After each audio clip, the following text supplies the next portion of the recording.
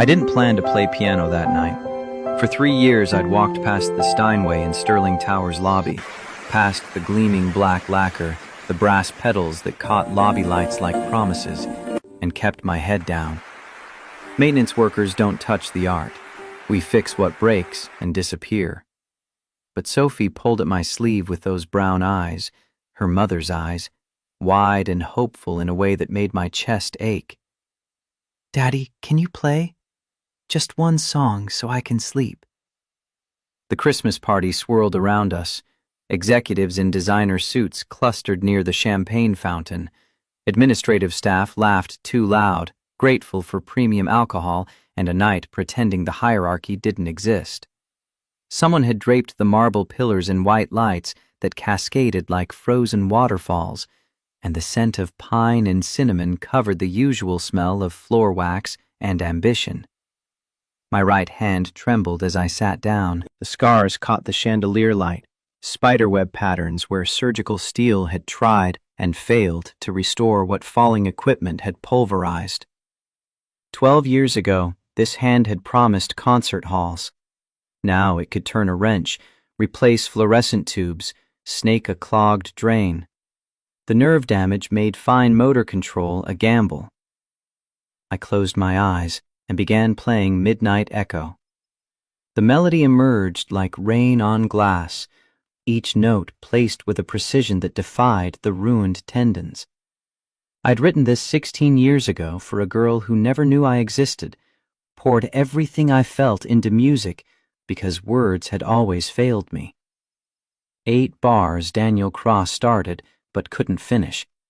I'd completed it, given it away, let him take credit, because that's what you do when you love someone from the shadows. You hand them pieces of yourself and ask for nothing. The room fell silent. Conversation died mid-sentence. Glasses stopped clinking. I played from memory, from the marrow of my bones. My damaged hand moved through passages it shouldn't be able to navigate, compensating, adapting, transforming technical limitation into raw emotion. This wasn't the virtuoso performance I might have given before Cleveland, before the accident. This was something else entirely, honest and broken, and still reaching for beauty. When I opened my eyes, Olivia Sterling stood 3 feet away. Her face had gone pale, color draining like someone had opened a vein. Those ice-blue eyes I'd spent 16 years trying to forget swam with unshed tears. Her knuckles pressed white against the piano's edge, gripping so hard I thought the wood might crack. I knew that look. I'd seen it in my own mirror enough times. The look of someone hearing a ghost speak. "Where did you learn that?" Her voice came out raw, barely above a whisper. The CEO's polished confidence had shattered, leaving only the 18-year-old girl I'd loved at summer music camp, the one who'd laughed at Daniel Cross's jokes and never noticed the scholarship kid washing dishes in the cafeteria. My heart hammered against my ribs. I'd known this moment might come, had dreaded and longed for it in equal measure. "It's just an old melody, something I picked up years ago." "Don't lie to me." The desperation in her voice cut like broken glass. "That song was written for me by someone who died 16 years ago. No one else knew it. No one could have known it." She moved closer, searching my face for answers I wasn't ready to give. "Who are you?" Before I could respond, Sophie appeared at my side, sleepy and smiling, her stuffed rabbit tucked under one arm. "That was beautiful, Daddy. Can we go home now?" Olivia's gaze dropped to my daughter, then back to me. I saw the calculation in her eyes, the questions multiplying, the Ice Queen armor reforming as she remembered where she was and who was watching. She forced herself to step back, to breathe, to become CEO Olivia Sterling again, instead of the girl who'd lost her first love to a rain-slicked highway. But as I gathered Sophie's coat and hurried toward the exit, I felt Olivia's eyes burning into my back like a brand. I woke at 5:30, same as every morning. The apartment on the east side stayed dark until 6, relying on streetlights that filtered through cheap blinds to carve the room into shadow and orange glow.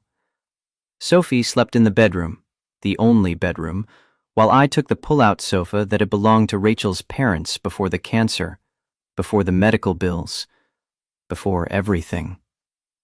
I made coffee, the grocery store brand, not the artisan roasts from the cafe 2 blocks from Sterling Tower, where executives lined up for $7 lattes. My mug said, "World's Best Dad," in fading letters.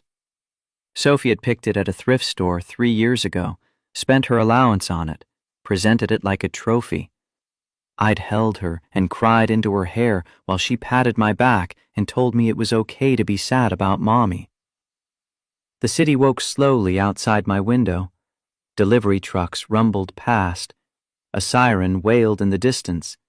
Steam rose from manhole covers like the earth was breathing.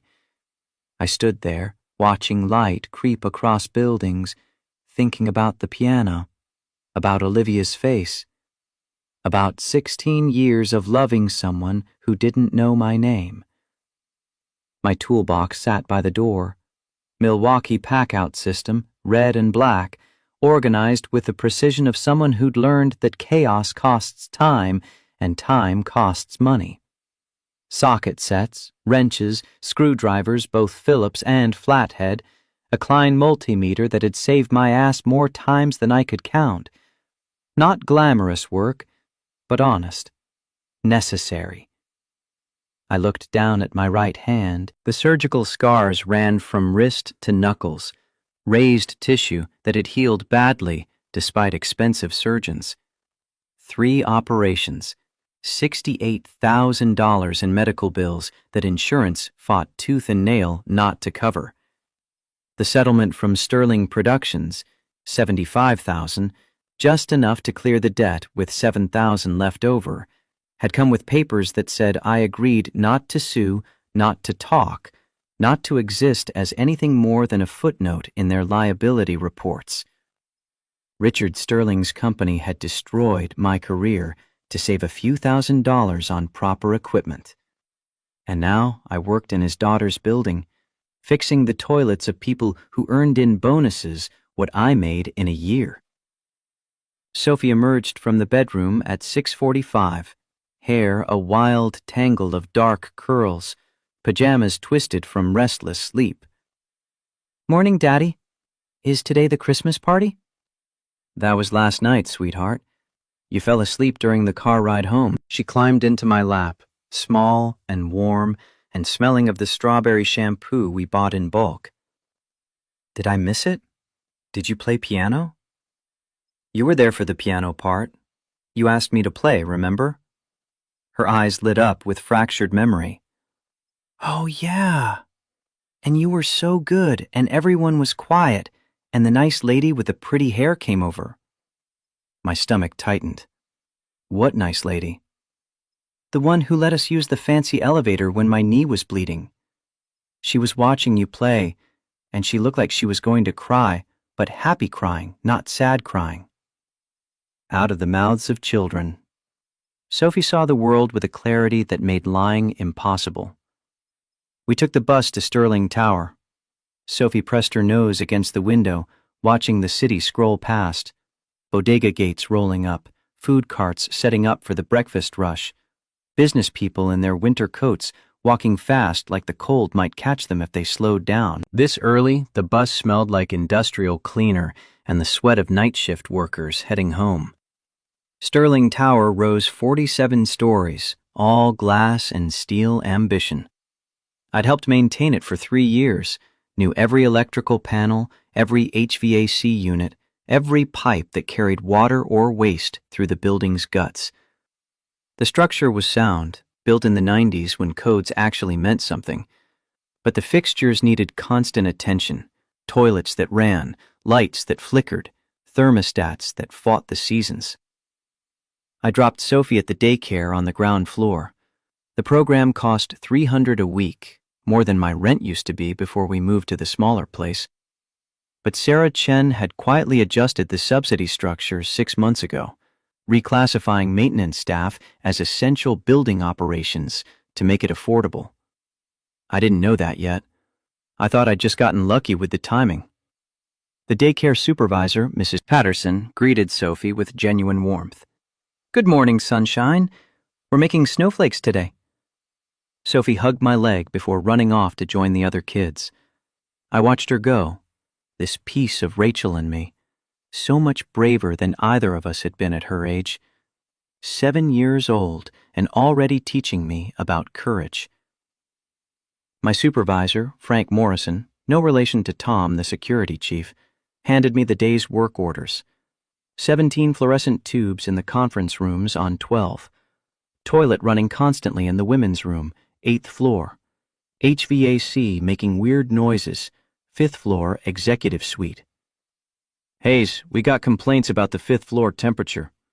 CEO's assistant says it's too cold. Priority 1. Of course it was. Olivia Sterling's comfort took precedence over everything else. I grabbed my tools and headed for the elevator. The 5th floor smelled different. Fresh flowers delivered daily, expensive coffee from the private machine, leather furniture that cost more than my car. I moved through it like a ghost, gray uniform making me invisible to the well-dressed people who passed without seeing. Sarah Chen found me at the thermostat panel, checking the connections. "Thomas, right? Sophie's dad?" I nodded, keeping my eyes on the wiring. "HVAC acting up?" "The boss is cold-blooded," Sarah smiled, softening the words. "Literally. She keeps the office at 68 and wears sweaters. But she had a meeting with the board this morning, and apparently hypothermia isn't professional." I traced the control wire, found a loose connection, tightened it. "Should be good now. Might take 20 minutes to warm up." "Thank you." Sarah hesitated, then added, "She asked about you this morning." My hands stilled. "What?" "Miss Sterling. She wanted to know who played piano at the party." I told her maintenance staff, Thomas Hayes' 7-year-old daughter. She didn't say anything else, just went back to her laptop. But she looked, I don't know, haunted. I packed my tools slowly, buying time to steady my voice. "I should get to the other repairs." "Thomas?" Sarah's voice stopped me at the door. "Whatever happened last night, whatever that song meant to her, she hasn't been the same since. Just be careful." I nodded and left, heart pounding like I'd run a marathon. The memory came unbidden as I worked through the day's repairs. Summer 2010. Berkshire Summer Music Academy, 8 weeks of intensive training for high school musicians from across the country. I was there on scholarship, one of 5 kids whose families couldn't afford the $6,000 tuition. The other students arrived in expensive cars with instrument cases that cost more than my dad's funeral. I was 20, taking a gap year before college that would stretch into forever. My father had died under a car when the jack failed, crushed him while I was at school, left my mother with 2 kids and a mortgage she couldn't pay on what she made cleaning houses. My sister needed braces. I needed to eat. So I worked nights, washing dishes at the camp cafeteria, 4 hours after everyone else went to bed, scrubbing pots while my hands cramped and my back ached. Olivia Sterling arrived in a Mercedes SUV, blonde hair catching sunlight like something from a shampoo commercial. She played cello with a precision that spoke of years of private lessons, summers at other prestigious camps, parents who paid for excellence without checking the price. She was 18, confident in the way people are when they've never been told no. Daniel Cross was her boyfriend, piano prodigy, all dark hair and natural charisma, the kind of talent that made professors shake their heads in wonder. He was everything I wasn't, wealthy, connected, destined for Juilliard and concert halls, and a future that didn't involve midnight shifts in industrial kitchens. I watched Olivia from the shadows, watched her laugh at Daniel's jokes, watched her eyes light up when he played, watched her move through the world like it was designed for her comfort. And I fell in love with a kind of hopeless intensity only 20-year-olds can manage, the kind that feels like drowning and doesn't care. Daniel caught me staring one night after rehearsal. Instead of mocking or threatening, he sat down next to me on the practice room bench. "She's something, isn't she?" I couldn't deny it. "Yeah. I'm writing her a song for the end of summer concert, but I'm stuck. Got the opening, 8 bars that feel right, but I can't figure out where to take it." He played the fragment. It was good, melancholy and yearning, the kind of melody that lingers. But it ended abruptly, like a question without an answer. "What if you modulate to the relative major?" I heard myself say. "Keep the yearning, but add hope. Make it about transformation instead of just loss." Daniel's eyes narrowed, not in anger, but in thought. "Show me." I played it through, adding what he'd started, taking it places he hadn't imagined. The melody swelled and ached and finally resolved into something that felt like sunrise after a long night. When I finished, my hands were shaking. "That's it." Daniel's voice was quiet. "That's the whole thing. Can I use this? Give it to her? I'll tell her you helped." "No." The word came out too fast. "You give it to her. She's yours. She should have something beautiful from you." "Are you sure?" I looked at my dishwater-wrinkled hands, at the calluses from scrubbing pots, at the stains that never quite came out of my cheap sneakers. "I'm sure. Just make her happy." Daniel performed Midnight Echo at the final concert. Elizabeth cried during it, beautiful tears that caught the stage lights. After, she kissed him in front of everyone, told him it was the most perfect thing she'd ever heard. I watched from the kitchen door and told myself it was enough, that love wasn't about possession, that I'd given her something beautiful even if she'd never know it came from me. 3 weeks later, Daniel Cross died when his car hydroplaned on a rain-slicked road outside Hartford. The song became his legacy, the last thing he'd created before the world lost him. And I went home to my mother's house and tried to forget I'd ever been anyone other than the kid who washed dishes. The toilet on 8 was an easy fix, flapper valve worn out, water running constantly. I replaced it in 15 minutes. The conference room lights took longer, required the ladder from the storage closet, careful navigation around the expensive furniture. Each tube I swapped brought the room closer to the sterile brightness executives preferred. I ate lunch in the maintenance break room, turkey sandwich I'd made that morning, apple that was starting to soften, water from the fountain because bottled was a luxury. Frank sat across from me, working on a crossword puzzle. "You play piano?" The question caught me off guard. "Used to." "Heard you were pretty good at the party. Got the CEO all worked up." "It was just a song." Frank studied me over his reading glasses. "Just a song doesn't make Olivia Sterling cry. Woman's got ice in her veins. Seen her fire 3 executives in one meeting without blinking. But last night, she looked like she'd seen a ghost. Maybe it reminded her of something." "Yeah." Frank went back to his crossword. "That's what I'm worried about." Sophie was making construction paper snowflakes when I picked her up. She ran over with one, white paper cut into delicate patterns. "Look, Daddy, Mrs. Patterson said mine was the prettiest." I held it up to the light. "It's perfect, sweetheart. We'll hang it in the window at home." "Can we stop and see the piano on the way out?" Every instinct screamed to say no, to get out of the building before Olivia appeared, before questions I couldn't answer trapped me. But Sophie's face held such innocent hope. Just for a minute. The lobby was quieter in late afternoon. Most employees had left for the day, fleeing to happy hours or suburban homes.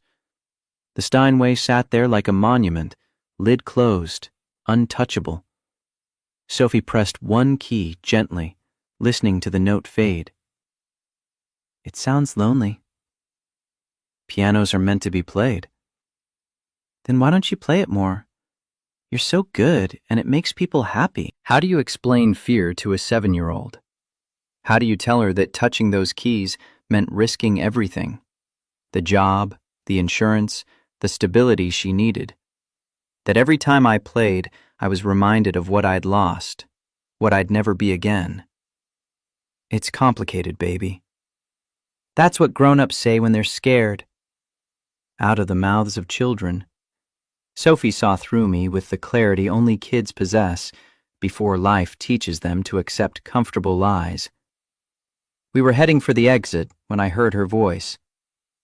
Mr. Hayes? Olivia Sterling stood by the executive elevators, still in her work clothes, charcoal suit, cream blouse, heels that added 3 inches to her height. Even exhausted, she looked like money, like power, like everything I'd never have. Miss Sterling. I kept my voice neutral, professional. Could I speak with you? Privately? Sophie's hand tightened in mine. My daughter, Sarah can watch her for a few minutes, if that's all right. It wasn't a request. Sarah appeared like she'd been waiting for this, held out her hand to Sophie. Want to see the fish tank in Miss Sterling's office? We have a blue tang named Dory. Sophie looked at me. I nodded, not trusting my voice. She went with Sarah, glancing back once with worried eyes. Olivia gestured toward a small conference room off the lobby. I followed, tools still strapped to my belt, aware of how I must look. Grease under my fingernails, uniform faded from too many washes, boots scuffed from kneeling on concrete. She closed the door behind us. The room held a table, 6 chairs, a whiteboard with someone's abandoned project plan still ghost visible. That song.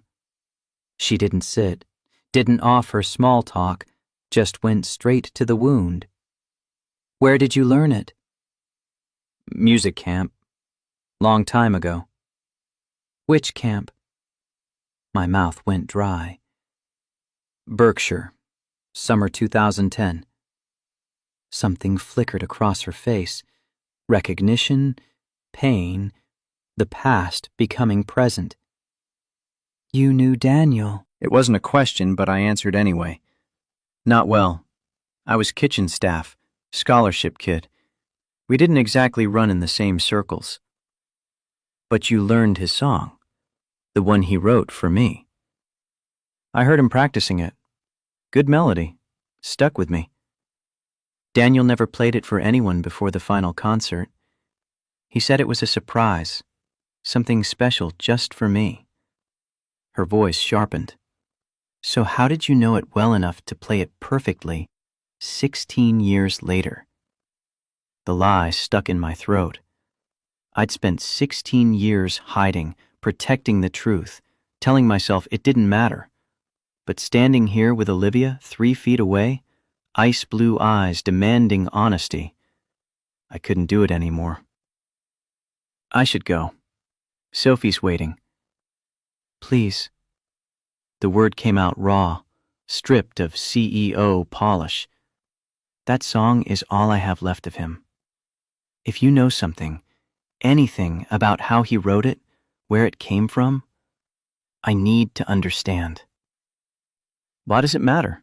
He wrote it. He's gone. The song remains. Isn't that enough? No. Tears threatened at the corners of her eyes.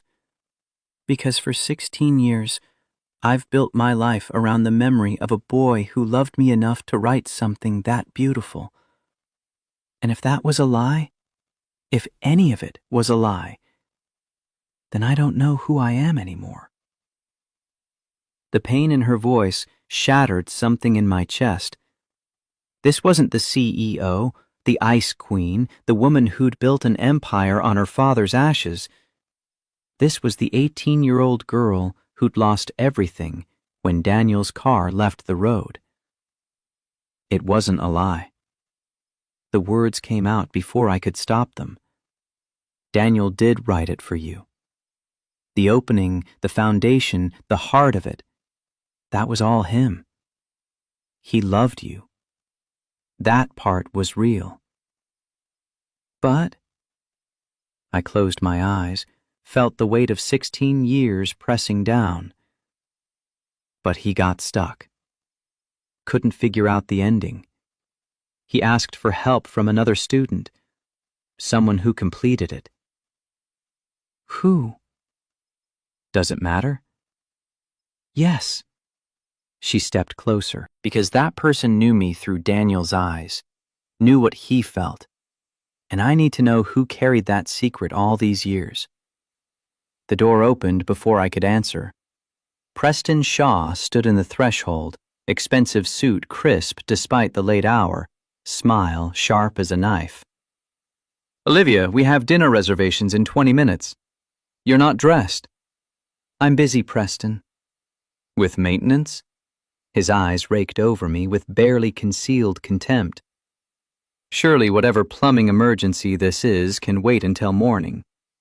It's not a plumbing emergency. Then what is it? Olivia's jaw tightened. A private conversation. Private. Preston moved into the room, claiming territory. I'm your fiancé. We don't have private conversations with the help. The casual cruelty in that word, help, made my hands curl into fists, but I kept my voice level. I should go. Miss Sterling, if you need anything else, submit a work order through Frank. I pushed past Preston toward the door. Behind me, I heard Olivia's voice, cold and precise. Get out, Preston. I'll meet you at the restaurant. This is about him, isn't it? About whatever happened at the party. Olivia, you can't seriously be out. Now. I didn't wait to hear more. I collected Sophie from Sarah's office. She was watching Finding Nemo on the big monitor, entranced, and headed for the exit. But at the glass doors, I couldn't help glancing back. Olivia stood alone in the conference room, hands pressed against the table, shoulders shaking with sobs she'd held back until she thought no one was watching. I should have kept walking. Should have taken my daughter home, made dinner, read bedtime stories, pretended this was just another day. But some wounds are too deep to ignore. Sophie fell asleep in the car, exhausted from the day. I carried her up the 3 flights to our apartment, tucked her into bed with her stuffed rabbit, kissed her forehead. Then I sat on the pull-out sofa and let myself remember everything. Rachel had known about the song. Not who I'd written it for, but that it existed. Our wedding night in the cheap hotel room we could barely afford, I'd hummed it while we danced to silence. She'd stopped, looked up at me with those kind brown eyes. That's beautiful. What is it? Something I wrote a long time ago. Play it for me. There was an upright piano in the hotel bar, closed for the night. I snuck down, picked the lock, a skill learned from necessity, and played Midnight Echo while Rachel listened from the doorway. When I finished, she was crying. You wrote that? Most of it. The heart of it, anyway. Who was she? I'd never said it was about a woman, but Rachel knew, the way she always knew things I didn't say. Someone I couldn't have. Someone who belonged with people better than me. Rachel crossed the room, took my scarred hands in hers. You're wrong. You're the best person I know. And whoever she was, she missed out on something extraordinary. I married Rachel, believing I could love her the way she deserved. And I did love her, genuinely, deeply, with the quiet certainty of someone grateful to be chosen. But it was different from what I'd felt for Olivia. Comfortable instead of consuming, partnership instead of passion. When the cancer came, Rachel fought for 2 years. Chemo that made her vomit until there was nothing left. Radiation that burned her skin. Experimental treatments insurance barely covered. I worked 3 jobs: warehouse day shift, maintenance night shift, weekend handyman gigs, to pay for what the insurance company called not medically necessary. She died in our bed on a Tuesday morning. Sophie was 4, asleep in the chair beside her because she wouldn't leave her mother's side. Rachel's last words to me were, "Take care of our girl. And Thomas, stop punishing yourself." If you find someone who makes you feel the way you did when you wrote that song, don't let guilt stop you. Promise me. I promised, but I never told her the song was written for someone else, for a ghost I'd loved from the shadows. 3 years of widowhood had taught me that promises to the dying are the hardest to keep. My phone buzzed at 11 p.m., unknown number. "Mr. Hayes, this is Sarah Chen. I'm sorry to call so late, but Miss Sterling asked me to give you her private number. She'd like to speak with you when you have time." "About what?" "She didn't say. But Thomas, she's been researching you all evening. I think she knows something's wrong, and when Olivia Sterling decides to find answers, she doesn't stop until she gets them." I thanked Sarah and hung up. Then I stared at the number she'd sent, at the 10 digits that could unravel 16 years of careful hiding. I should have deleted it, should have blocked the number, quit the job, moved to another city where Olivia Sterling's questions couldn't find me. Instead, I saved the contact and tried to sleep. The decision came at 3 a.m., watching streetlights paint patterns on the ceiling. Sophie would wake in 3 hours. I'd make breakfast, pack her lunch, take her to daycare. Then I'd submit my notice to Frank, claim a family emergency in another state, grab what we could carry, and disappear. It was cowardice, but sometimes cowardice keeps you alive. I packed 2 suitcases while Sophie slept: clothes, her favorite toys, the framed photo of Rachel holding her newborn daughter. Everything else could stay. The furniture was secondhand. The kitchen supplies came from thrift stores, none of it worth the wait. Mrs. Chen from across the hall found me loading the car at 5 a.m. She was 70-something, had watched Sophie when I worked overtime, always left casseroles outside our door when she thought we looked too thin. "Where are you going, Thomas?" "Family emergency, out of state." Her eyes, sharp despite her age, saw through the lie. "Running from something?" "Trying to protect what matters." "And what matters is in those suitcases?" I looked at Sophie's window, where she still slept, unaware her world was about to shift again. What matters is sleeping, and I need to keep her safe. Safe from what? From my mistakes. Mrs. Chen patted my arm, her hand dry and papery. "You're a good father, Thomas. But sometimes protecting our children means teaching them to be brave, not to run. What if being brave costs them everything? What if running does?" I finished loading the car without answering. Some questions don't have good answers. Sophie woke when I carried her to the car at 6:30. She blinked, confused, still half dreaming. "Daddy, where are we going?" "On an adventure, sweetheart." "What about daycare? What about your work?" "We're taking a trip, just you and me." Her bottom lip trembled. "I don't want an adventure. I like it here. I like Sarah's cookies and my friends and the nice lady CEO. "Sophie, you're running away again." The accusation hit like a fist. "What?" "Like when Mommy died. and we moved to the smaller apartment, and you said it was an adventure, but really, you were just sad and didn't want to stay where everything reminded you of her. 7 years old and already too perceptive. Rachel's daughter through and through. This is different. No, it's not. You're scared of something, and instead of fixing it, you're running away. You tell me to be brave, but you won't be. Tears streamed down her face. Not the manipulative crying kids learn to get their way, but genuine grief at losing another home, another piece of stability in a life that had already taken too much. I held her while she sobbed against my shoulder. Held her until the sun started rising, until the streetlights clicked off, until the city woke around us with sounds of delivery trucks and opening shops and people heading to jobs they couldn't afford to lose. Okay. The word came out rough. Okay, we'll stay.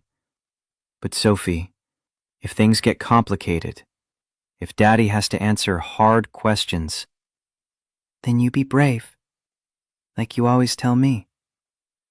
Out of the mouths of children. We unloaded the car together. Mrs. Chen appeared with cinnamon rolls, still warm. Didn't say anything about the packed suitcases or my red eyes. Just handed Sophie a roll and went back to her apartment. I called in sick to work for the first time in 3 years. Frank sounded suspicious, but didn't push. I requested personal days through the end of the week. Then Sophie and I spent the day at the park, feeding ducks, watching her climb jungle gyms, pretending the world wasn't about to cave in. That night, after Sophie fell asleep, I finally looked at Olivia's number. Thumb hovering over the screen. One call, and everything would change. One call, and 16 years of hiding would end. I didn't call. But I didn't delete the number either. 2 weeks passed. I avoided Sterling Tower, avoided even driving past it, used my personal days, then claimed food poisoning, then invented a landlord inspection that needed my presence. Frank's patience was wearing thin, but he hadn't fired me yet. Sophie asked about the nice lady CEO every night, asked when we'd go back, when I'd play piano again, when things would be normal. I had no answers that weren't lies. On the 14th night, my phone rang. Olivia's number. I stared at it until voicemail picked up, listened to her message 3 times before deleting it. Mr. Hayes, this is Olivia Sterling. I know you're avoiding me. I know you have reasons. But I need to understand about the song. About Daniel. Please, just one conversation, that's all I'm asking. Her voice cracked on the last word. The Ice Queen veneer stripped away, leaving only raw need. I should have kept avoiding her. Should have quit the job, moved away, protected Sophie from whatever chaos honesty would bring. Instead, I texted back, tomorrow night, 10 p.m., lobby. The response came immediately. I'll be there. I'd spent 16 years loving Olivia Sterling from a distance. Tomorrow, I'd finally tell her the truth. And truth, I'd learned, burned everything it touched. I arrived at Sterling Tower at 9:45, early enough to second-guess everything. The lobby lights had been dimmed for the night, transforming the space into something softer, less corporate. Security nodded me through. Tom Morrison, the head guard, a former Marine with kind eyes who'd always treated maintenance staff like human beings. Working late, Hayes? Meeting someone. He didn't ask who. Maybe he already knew. Buildings have their own intelligence networks, security cameras and gossip flowing through ventilation shafts. The Steinway sat in shadow, lid closed like a secret. I touched the polished wood, felt the cool lacquer against my palm. 16 years since I'd written Midnight Echo. 12 since Cleveland destroyed my hand. 3 since Rachel died. And 2 weeks since I'd played this piano and watched my past collide with my present in Olivia Sterling's eyes. She appeared at exactly 10 p.m., descending from the executive elevator in jeans and a cashmere sweater. I'd never seen her in casual clothes. The transformation made her look younger, vulnerable, more like the 18-year-old I'd loved than the CEO who terrified her board. "You came back." The relief in her voice cut deeper than accusation would have. "I shouldn't have run. Sophie asked me why we left. I couldn't give her a good answer." "Sophie, your daughter." Olivia moved closer, footsteps careful on marble. "Sarah told me about her mother. I'm sorry." "Cancer doesn't care about sorry." Silence settled between us, heavy with everything unsaid. Then Olivia's composure cracked. "I haven't slept since the party. Every time I close my eyes, I hear that song and see Daniel's face, and nothing makes sense anymore." Her hands trembled. "Dr. Lawrence Kent came to see me, Daniel's old mentor. I played him the recording someone made of you playing." My stomach dropped. "What did he say?" "That Daniel didn't finish Midnight Echo. That he struggled with it for weeks, got stuck after the opening. That another student helped complete it." She looked at me with those ice-blue eyes, and I saw the moment she stopped guessing and started knowing. "It was you. You wrote it. Not the opening, Daniel did that, but everything that made it whole, everything that made it beautiful. You." The truth sat between us like broken glass. I could deny it, claim Kent was mistaken, grab what remained of my anonymity and run. But Sophie's words echoed. "You tell me to be brave, but you won't be."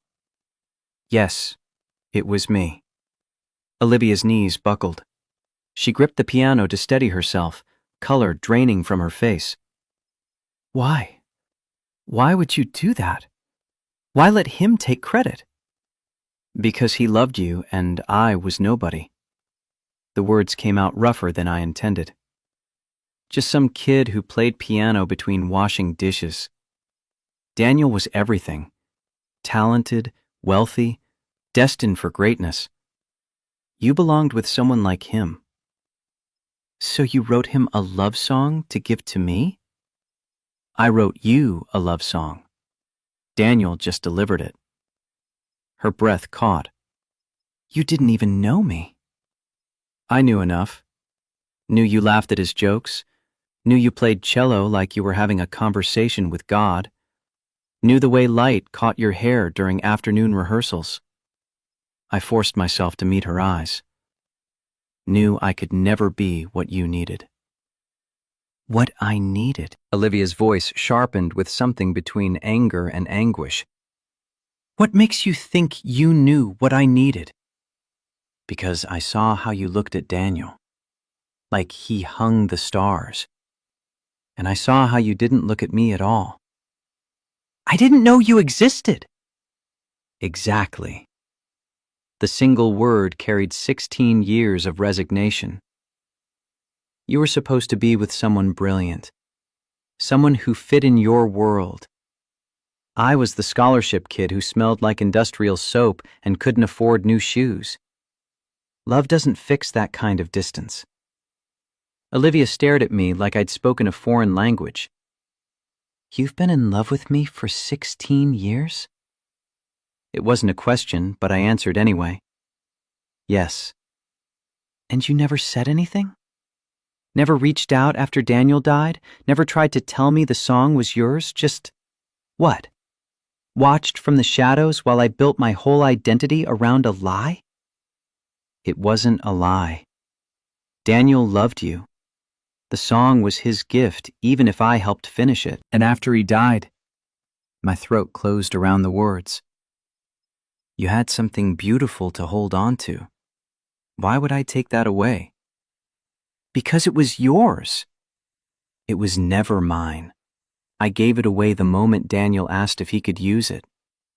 Love isn't about ownership, Olivia. Sometimes it's about giving people what they need, even when it costs you everything. She turned away, shoulders shaking. When she spoke again, her voice was barely audible. For 16 years, I've measured every relationship against what I had with Daniel. Every man I've dated, every decision I've made, every time I've chosen work over feeling, it's all been because I thought I'd already experienced the greatest love of my life and lost it. She spun back to face me, tears streaming. And now you're telling me that love was built on the song written by a stranger who loved me from a distance? That the most perfect thing anyone ever gave me came from someone I never even noticed? The pain in her accusation made my chest ache. I'm sorry. Don't apologize for loving me. Apologize for hiding it. I hid it to protect you from my mistakes, from the fact that your father's company destroyed any chance I had at the life Daniel was supposed to live. Olivia froze. What? Too late to pull back now. The wound was open. Might as well show her how deep it went. 3 years after that summer, I signed a contract with Sterling Productions. Regional concert series, 20 cities, my name finally on posters. Opening night in Cleveland, I showed up early for rehearsal. Stage crew was rigging lights. My right hand curled involuntarily, muscle memory of pain 12 years old. There was a cellist directly under the truss. Young woman, maybe 19, Juilliard scholarship, whole future ahead of her. The rigging started to fall. Metal fatigue, substandard equipment someone approved to save a few $1,000s on a multi-million-dollar tour. Olivia's face went white. She knew where this was headed. I pushed her out of the way. Got my hand caught when half a ton of steel came down. Bones pulverized like crushing an egg in your fist. 3 surgeries couldn't fix the nerve damage. Doctor said I'd never play professionally again. I held up my scarred palm so she could see the spiderweb patterns where surgical steel had tried and failed. Your father's company paid me $75,000. Medical bills were $68,000. Contract was terminated 2 weeks after I left the hospital. Investigation concluded it was cost-cutting gone wrong. Equipment approved despite safety violations. Oh, God. Olivia's whisper barely registered. Oh, my God. So I learned to fix the things that break. The broken pianist fixing broken pipes. Seemed fitting. She reached for my hand, but I pulled away. Contact would shatter what remained of my composure. Did you know? My voice came out flat, emotionless, the only way to ask without screaming. When you took this job, did you know who I was? What your company did? No. She looked stricken. Sterling Productions was sold and folded into the larger corporation before I took over. I never... Thomas, I swear I didn't know. But you benefited from it. This building, this empire, everything you've built. It's standing on the foundation of people your father crushed to maximize profit margins. I know. The admission came out broken. I've known for years that Richard Sterling made his fortune by treating people as expendable.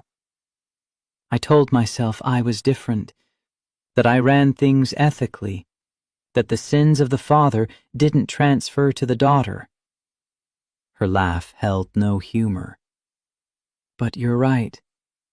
I built my life on blood money. And the cruelest joke is that the man whose career my father destroyed has been working in my building for 3 years, maintaining the toilets of people who make in bonuses what you make in a year.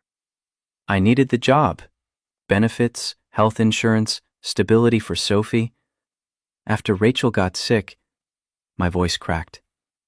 After she died and left me with a 4-year-old and medical debt that bankruptcy barely covered, I couldn't afford to be proud. Rachel, your wife. Olivia's tone gentled. Tell me about her. The question surprised me. Why? Because you loved someone else. Because you had a whole life I know nothing about. Because if I'm going to understand how we got here, I need to know everything. So I told her about meeting Rachel at a community health clinic 9 years ago when I was trying to find affordable physical therapy for my hand. About her practical kindness, her ability to see past the damage to something worth saving. About the small wedding at City Hall, Sophie's birth during a blizzard, Rachel delivering our daughter in our bathroom because the ambulance couldn't reach us in time. About the diagnosis 2 years later, stage 3 breast cancer, aggressive, unforgiving. About working 3 jobs while Rachel underwent chemo that made her vomit until there was nothing left, radiation that burned her skin, experimental treatments insurance companies called not medically necessary. She died in our bed on a Tuesday morning. Sophie was asleep in the chair beside her because she wouldn't leave her mother's side. Rachel made me promise to take care of our girl and... I paused, the next words sticking in my throat. And to stop punishing myself.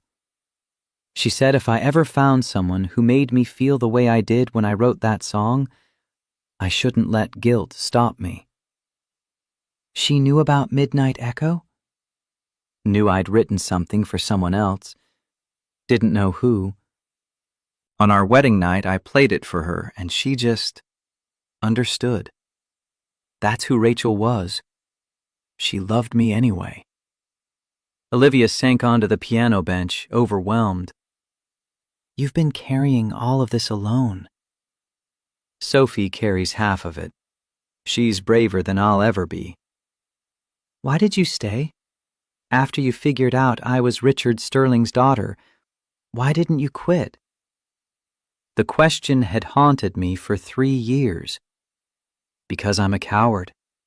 Because seeing you from a distance was better than not seeing you at all. Because maybe in some pathetic way, fixing things in your building could make up for not being able to fix what really mattered. You're not a coward. You saved a woman's life at the cost of your career. You worked 3 jobs to keep your wife alive. You're raising Sophie alone while maintaining your dignity in a system designed to grind people like you into dust. Olivia's voice turned fierce. That's not cowardice. That's heroism without an audience. Heroism doesn't pay the rent. No, but it matters more than you think. She stood, moved closer, close enough that I could smell her perfume, something expensive and subtle that probably cost more than my weekly groceries. This close, I could see the exhaustion in her face, the fine lines stress had carved around her eyes. I need to ask you something, and I need you to tell me the truth. Haven't I been honest enough for one night? Did you manipulate your way into this job? Plan to use our connection, the song, any of it, for leverage or revenge? The question should have offended me. Instead, I just felt tired. I applied for an opening that offered benefits. Didn't make the connection to Sterling Productions until I saw your name on the directory. By then, I'd already accepted the position, and Sophie needed the daycare subsidy. I met her eyes. I stayed because I needed the work. Not because of you, not because of revenge, just survival. She studied my face like she was reading a contract for loopholes. Whatever she found must have satisfied her because she nodded slowly. Okay, I believe you. Just like that? You've had 3 years to leverage what you know. 3 years to go to the press, file lawsuits, make my life difficult. You didn't. That tells me more than words can. A phone buzzed. Olivia pulled hers from her pocket, frowned at the screen. Preston. Third time he's called tonight.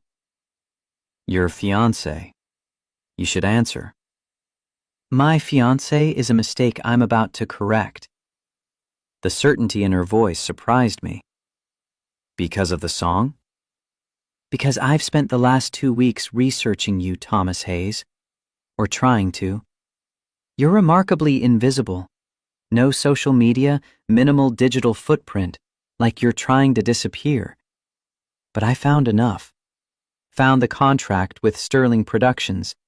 Found the accident report listing you as injured, but no follow-up. Found the settlement agreement that paid you just enough to clear medical debt and nothing more. She tapped her phone screen, pulled up documents I'd hoped were buried.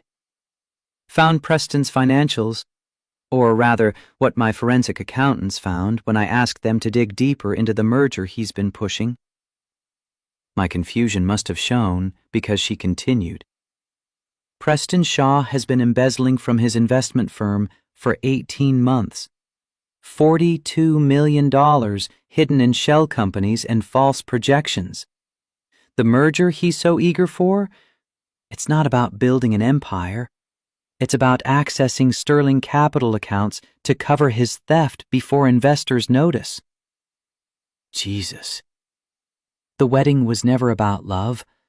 It was about him buying time to hide evidence. She laughed bitterly. And I almost fell for it.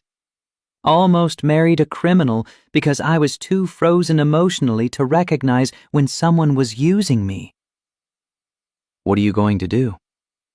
Report him to the SEC, cancel the wedding, face my board, and probably tank the stock price when news breaks. Maybe lose everything. The matter-of-fact way she said it, like she was discussing quarterly projections instead of her life imploding, was vintage Olivia Sterling. Ice Queen armor still in place even when the castle was burning. You don't have to do this. You could handle it quietly. Salvage the merger. Protect your position. I could. My father would have. Richard Sterling built his empire on making problems disappear through settlements and NDAs. But I'm not him. I won't be him. Her phone buzzed again. This time she answered, voice cold enough to freeze water. Preston, I'm busy. His voice came through tinny, but loud. Busy with what? I know you're at the building. Security saw you arrive. What the hell is so important it can't wait until morning? I'm having a conversation. With who? That's not your concern. Everything about you is my concern. We're getting married in 2 weeks, Olivia. Start acting like it. Her jaw tightened. Actually, we're not. The wedding is off. The merger is off. And I'm reporting your financial irregularities to federal authorities in the morning. You should probably contact a lawyer. Silence on the other end. Then, you're bluffing. Am I? Ask yourself if you've ever seen me bluff about business. If you do this, I'll make sure everyone knows about your inappropriate relationship with the maintenance worker. Those photos I have of you two talking, they'll be on every business blog by noon. Your board will force you out within a week. Then I guess I'll have plenty of time to testify at your trial. She hung up. Her hand shook slightly as she lowered the phone. He's going to make this ugly. Ugly is my specialty. Let him try. Olivia, you don't understand what you're risking. Your reputation, your company, everything you've built. Built on what? She turned to face me fully. On my father's blood money? On pretending I don't see the cost of quarterly profits? On marrying a criminal because I was too afraid to feel anything real? Tears streamed down her face, mascara smearing, the Ice Queen facade finally shattered beyond repair. You wrote me a love song 16 years ago and asked for nothing. You saved a stranger's life and lost your career. You worked yourself to exhaustion to keep your wife alive. You're raising Sophie alone while fixing toilets for people who don't see you as human. She grabbed my scarred hand, held it between both of hers. And I'm the CEO who profits from the system that crushed you? So forgive me if I'm not particularly concerned about protecting my empire. Maybe it's time to burn it down and build something honest instead. You don't mean that, don't I? What's the point of power if it makes you complicit in destroying good people? What's success worth if it requires becoming your father? Her phone buzzed with a text. She glanced at it, face darkening. Preston's on his way here, with his lawyers. Claims he has evidence that I've been embezzling, that I'm trying to frame him. That's insane. It's strategic. He's going to try to flip the narrative before I can expose him. She looked at me with sudden urgency. Thomas, you should go. When this turns into a legal battle, anyone connected to me becomes a target. Preston will use Sophie against you, claim you're an unfit father involved with your boss, try to destroy you to hurt me. I'm not running. This isn't running. It's protecting your daughter from my mess. Sophie's the one who told me to stop running. Said I teach her to be brave, but won't be brave myself. I moved closer, close enough to see gold flecks in her blue eyes. I've spent 16 years loving you in silence. I think I can manage a little courage now. The elevator chimed. Preston emerged with two men in expensive suits, lawyers probably, the kind that cost $1,000 an hour. He spotted us and his face went red with rage. This is what you're throwing everything away for? A janitor? Tom Morrison materialized from the security station, hand resting casually near his radio. Mr. Shaw, it's after hours. I need to see your building access credentials. I'm the fiancé of the CEO. I don't need credentials. Former fiancé. And yeah, you do. Building policy. Preston turned to his lawyers. Tell me can't prevent me from seeing my fiancé. The taller lawyer, silver-haired, sharp-eyed, intervened smoothly. Ms. Sterling, I'm Robert Chen with Morrison and Associates. We represent Mr. Shaw's interests. He's asked us to mediate this situation before it escalates unnecessarily. There's nothing to mediate. I've made my decision. Perhaps we could speak privately, without...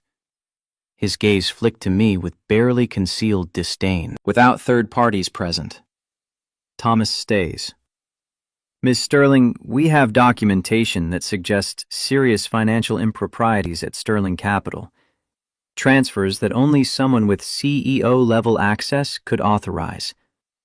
Before you make accusations against Mr. Shaw, you should review the evidence we've compiled. Olivia's expression never changed. Show me. The lawyer produced a tablet, pulled up spreadsheets showing wire transfers from Sterling Capital accounts to offshore holdings. Dates, amounts, authorization codes, all pointing to Olivia as the source. These are fabricated. Are they? Because we have emails with your digital signature approving each transfer. We have login records showing access from your office computer. We have enough to convince federal investigators that you've been embezzling for over a year. This is what you do? Olivia's voice could have cut steel. When caught stealing, you forge evidence to frame someone else? Preston stepped forward, smile sharp. I'm not stealing anything, but you clearly are. And when the SEC investigates, they'll find that you've been siphoning money to pay off your maintenance worker lover, buying his silence about your father's crimes, maybe, or just keeping him comfortable while you play working-class hero? He turned to me, contempt naked in his eyes. How much has she paid you, Hayes? 50,000? 100? Must be nice, cashing in on a tragedy from 12 years ago. My hands curled into fists. Tom Morrison moved closer, ready to intervene if I swung. Mr. Shaw, you need to leave now. I'm not going anywhere until, yeah, you are. Tom's voice carried the quiet authority of someone who'd seen combat. Miss Sterling has asked you to leave. Building security is enforcing her request. You can go voluntarily, or I can call NYPD and have you escorted for trespassing. Preston's lawyers exchanged glances. The silver-haired one spoke again.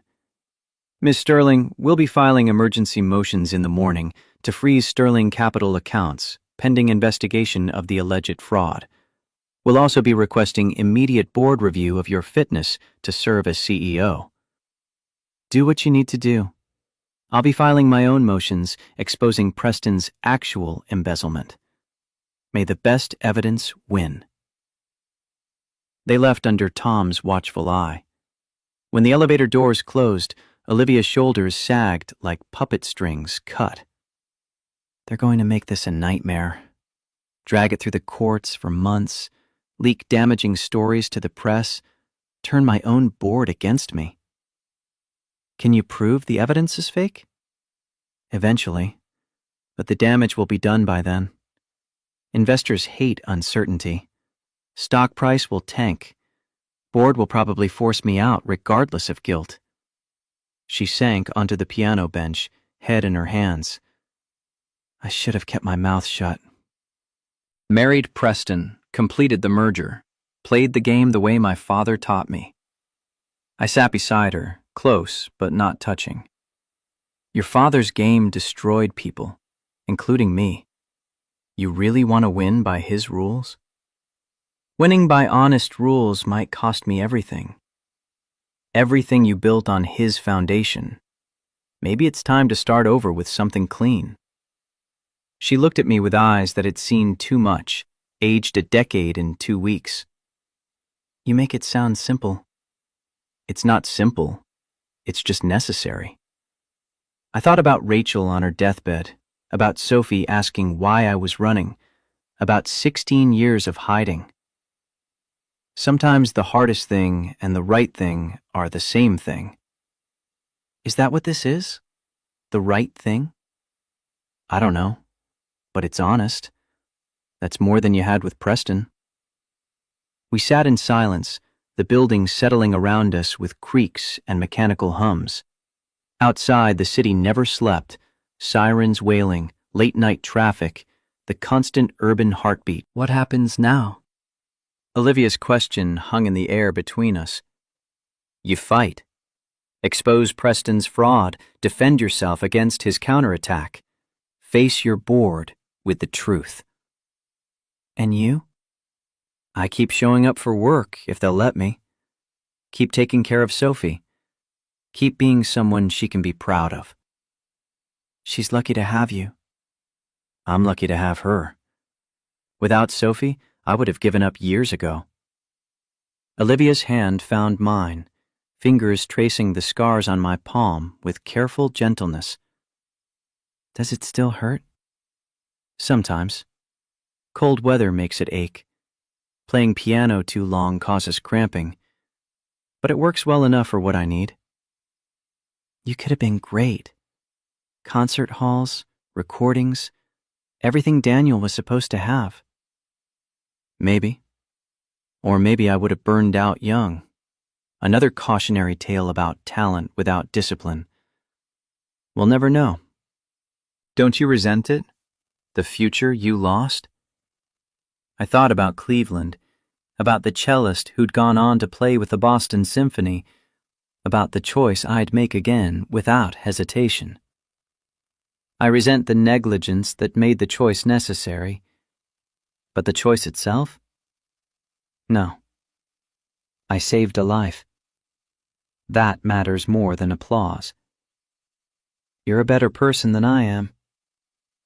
You're fighting a criminal fiancé and a corrupt system instead of taking the easy path. You're better than you give yourself credit for. She leaned against my shoulder, exhaustion finally catching up. I'm terrified, Thomas. Of losing the company, of disappointing my board, of proving my father right about me being too soft for this world. Being soft isn't weakness, it's humanity. Your father mistook cruelty for strength. He built an empire and died alone in Palm Springs with a daughter who can't stand a visit. That's not success. That's tragedy.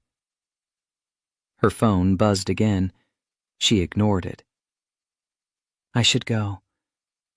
Sophie's with Mrs. Chen, but I don't like leaving her overnight. Will I see you again? The question carried weight beyond the words. Do you want to? Yes. God help me, yes. Even though it's complicated and messy and probably career suicide to date the maintenance worker while fighting embezzlement charges.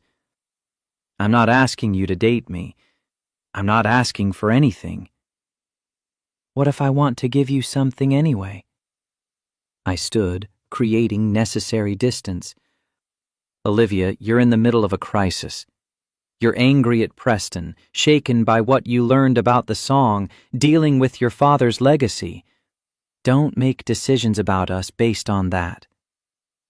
What if my decision isn't based on crisis? What if it's based on 16 years of being emotionally frozen and finally thawing enough to feel something real? Then wait. Let the crisis pass. Fight your battles. Figure out who you are without your father's company defining you. And if you still feel something after the dust settles, I paused at the lobby doors. Then maybe we can figure out what this is. I walked out into the November cold, leaving her sitting at the piano where I'd played Midnight Echo and watched my past collide with my present. Mrs. Chen was dozing on my couch when I got home, late-night television casting blue light across her face. She woke when I entered, gave me a knowing look. Everything okay? Honestly, I have no idea. The girl asleep in there needs you steady. Whatever else is happening, remember that. I will. After Mrs. Chen left, I checked on Sophie, sleeping peacefully, her stuffed rabbit clutched tight, and stood in her doorway watching her breathe. 7 years old, and already teaching me about courage. Rachel's daughter through and through. My phone buzzed with a text from Olivia. Thank you for being honest. Thank you for staying. Thank you for teaching me what love looks like when it's not about ownership. I didn't respond. Some messages didn't need answers. The next week brought the storm Olivia predicted. News broke about the canceled merger, Preston's fraud investigation, allegations of financial impropriety at Sterling Capital. The business press had a field day, think pieces about dynasty collapse, opinion columns debating CEO accountability, breathless speculation about Sterling's future. Someone leaked photos of Olivia and me talking in the lobby. Nothing scandalous, just two people in conversation, but the headlines wrote themselves.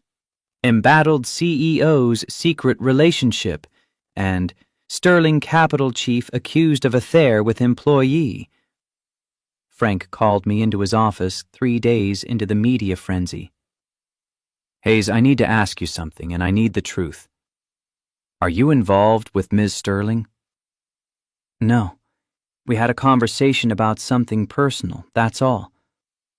Because the board is concerned about impropriety. They're asking questions about your employment, how you got hired, whether there was preferential treatment.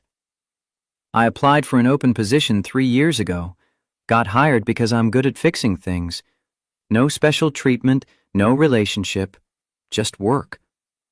Frank studied me the way he'd study a complicated wiring diagram. Okay, I believe you. but the board's talking about termination to distance the company from negative press. I'm fighting it, but I can't make promises. I understand. That night, Olivia called. I heard Frank might fire you. Thomas, I'm so sorry. This is exactly what I warned you about. It's not your fault. It is my fault. Everything about this situation is my fault. My father's company, Preston's fraud, the media circus? Stop. You didn't cause any of this. You're just refusing to cover it up the way Richard Sterling would have. Small comfort when you're losing your job because of me. I haven't lost it yet. And even if I do, I'll find something else. I've survived worse. Silence on her end, then. I miss you. Is that crazy? We had one real conversation, and I miss you. It's not crazy. It's just complicated. Everything worthwhile is complicated. Dr. Lawrence Kent contacted me a week later, left a voicemail saying he needed to discuss something important. I called back warily. Thomas, I owe you an apology. I should have corrected the record about Midnight Echo years ago. Should have insisted Daniel share credit. Should have fought harder for you to be recognized. It's ancient history, Dr. Kent. Maybe. But there's something else. I've been researching new microsurgical techniques at Johns Hopkins. Nerve reconstruction for old crush injuries. They've had promising results with patients told their damage was permanent. My heart stuttered. I was told 3 times surgery couldn't fix this. 12 years ago, that was probably true. But medical technology advances. This new procedure has a 70% success rate for meaningful improvement. Not full restoration, but enough functionality to perform again. Perform. Piano, teaching, maybe even concert work if the reconstruction is successful. It's experimental, but covered under Sterling Capital's health plan as innovative treatment. I looked at my scarred hand, at 12 years of accepting limitation. Why are you telling me this? Because talent like yours doesn't disappear, and because you deserve a second chance at what Richard Sterling's negligence took away. That night I told Sophie about the possibility of surgery. Her eyes went wide. You mean you could play like before? Like in the videos Grandma Rachel had? Maybe. Maybe not. The surgery might not work, and even if it does, my hand will never be exactly what it was. But you'd try? You'd be brave? Out of the mouths of children. Yeah, sweetheart. I'd try. The board meeting happened 3 weeks after Midnight Echo changed everything. Sarah sent me updates via text. Olivia presenting evidence of Preston's embezzlement. Board members arguing about liability and optics. Richard Sterling flying in from Palm Springs to defend his protégé. The vote came down 7-5 in Olivia's favor. Preston was reported to federal authorities. The merger was terminated. But the board imposed strict oversight, monthly audits, outside consultants, complete financial transparency, and they demanded full documentation of any relationship between CEO and staff, with immediate termination for both parties if impropriety was found.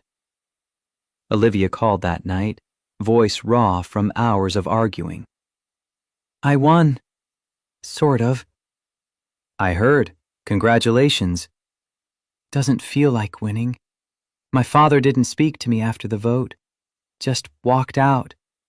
Preston's lawyers are already spinning this as corporate witch hunting. Stock price dropped 11%. But you stopped a criminal and protected your company's integrity. That counts for something. Tell that to the investors I've pissed off. Fuck the investors. You did the right thing. She laughed, startled. Did Thomas Hayes just curse? Sometimes the situation calls for it. Can I see you? Not at the building, somewhere neutral.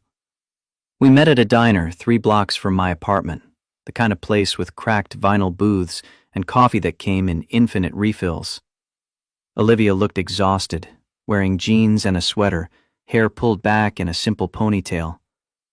Without the CEO armor, she looked younger, more vulnerable, more like the girl I'd loved 16 years ago. "This place has good pie," I gestured at the menu. Preston would never eat anywhere without white tablecloths. Preston's an asshole. Preston's going to prison if the federal investigation finds what I think it will. She ordered coffee, added cream and sugar, small details I'd never known about her. My father called me a traitor, said I destroyed everything he built for a maintenance worker. He's wrong. Is he? I just tanked the stock price and imposed oversight that'll make expansion difficult. All because I couldn't let Preston's crimes slide. And because those crimes would have destroyed innocent investors when they eventually came to light. You protected people, Olivia. That's not betrayal. She stirred her coffee, watching cream swirl into brown patterns. Dr. Kent told me about the surgery, the nerve reconstruction. He called you? Called to apologize for not speaking up 16 years ago. Mentioned he'd contacted you about Johns Hopkins. Her eyes found mine. Are you going to do it? Sophie wants me to. Says I should be brave. And what do you want? Honestly, I'm terrified. What if the surgery fails and my hand ends up worse? What if it succeeds, but I'm too old, too out of practice to actually perform? What if it works and you get back what was stolen from you? The possibility hung between us, fragile and dangerous. I've built a life around limitation, learned to be the guy who fixes pipes instead of the guy who plays concert halls. Starting over at 36 feels impossible. Starting over is always impossible until you do it. She reached across the table, took my scarred hand in both of hers. I'm starting over, rebuilding my company without my father's influence, figuring out who I am separate from his legacy. It's terrifying and liberating, and some days I want to quit and run away. But you don't. But I don't. Because Sophie's right. Being brave means doing scary things anyway. She smiled, tired but genuine. So do the surgery. Let Hopkins try to fix what my father broke. And whatever happens, I'll be there. Olivia, I know what the board said, no relationships between CEO and staff. But I'm not asking to be your girlfriend or make some grand declaration. I'm just saying. She paused, choosing words carefully. I'm saying I've spent 16 years frozen. And you thawed something I thought was dead. So whether you're playing piano or fixing toilets, whether we can publicly be together or have to wait until one of us changes jobs, I want to know you. Really know you. That's the most terrifying thing anyone's ever said to me. Good. Means you're still alive enough to be scared.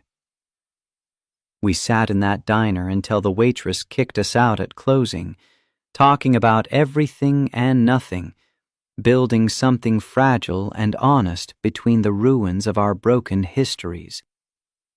The surgery was scheduled for July 15th at Johns Hopkins.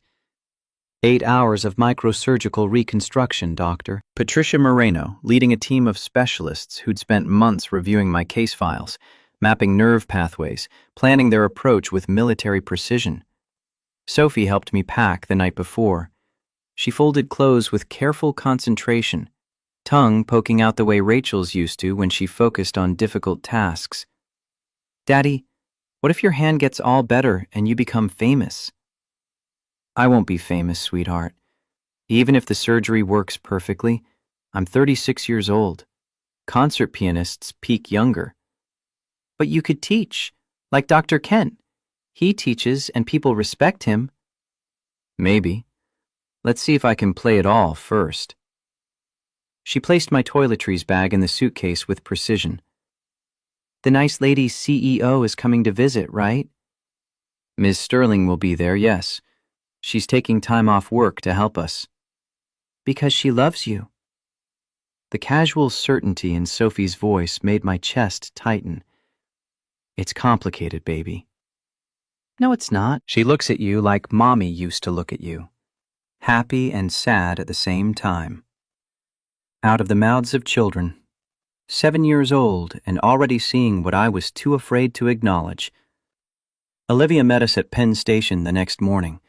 She'd rented a car, sleek black sedan that probably cost more per day than my monthly rent, and insisted on driving us to Baltimore.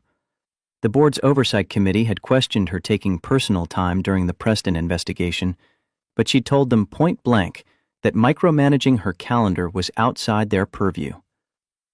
Sophie fell asleep in the back seat 20 minutes into the drive, leaving Olivia and me in the bubble of highway silence. You don't have to do this. Sarah could have driven us, or I could have taken the train. I want to be here. She kept her eyes on the road, hands at 10 and 2, like she was taking a driver's test.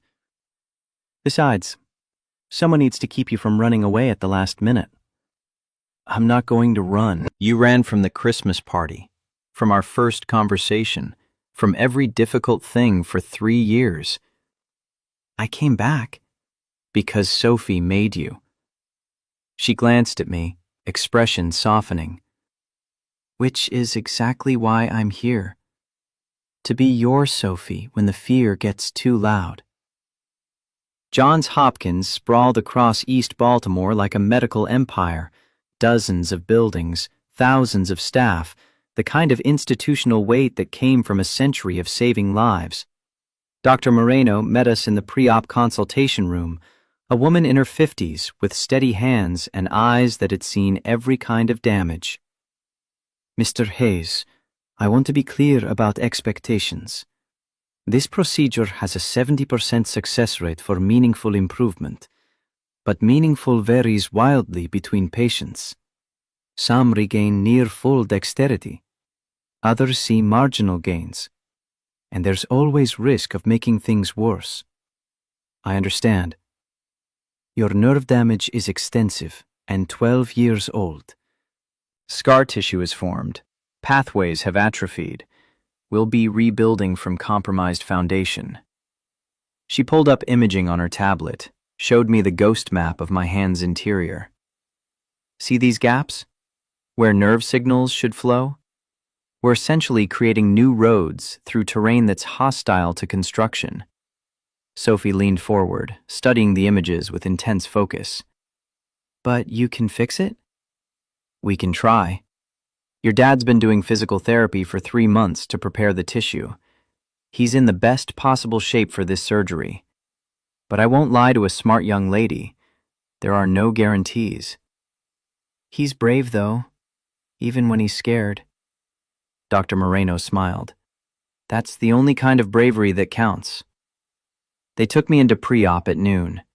Olivia held my left hand, the undamaged one, while nurses started IVs and checked vitals. Sophie kissed my forehead, whispered that she loved me, let Sarah Chen guide her to the waiting room with promises of vending machine snacks and Finding Nemo on her tablet. I'll be here when you wake up. Olivia's voice stayed steady, but her hand trembled in mine. You should go back to New York. The board can function without me for 3 days. You're more important. I'm your maintenance worker. You're the man who wrote me a love song 16 years ago and taught me what honesty looks like. That makes you more important than any board meeting. The anesthesiologist administered sedation through my IV. The room started to blur, sounds becoming distant. Olivia, shh, sleep. I'll be here. I went under thinking about Midnight Echo, about 16 years of silence, about Sophie's face when I'd promised to be brave. Waking up was agony.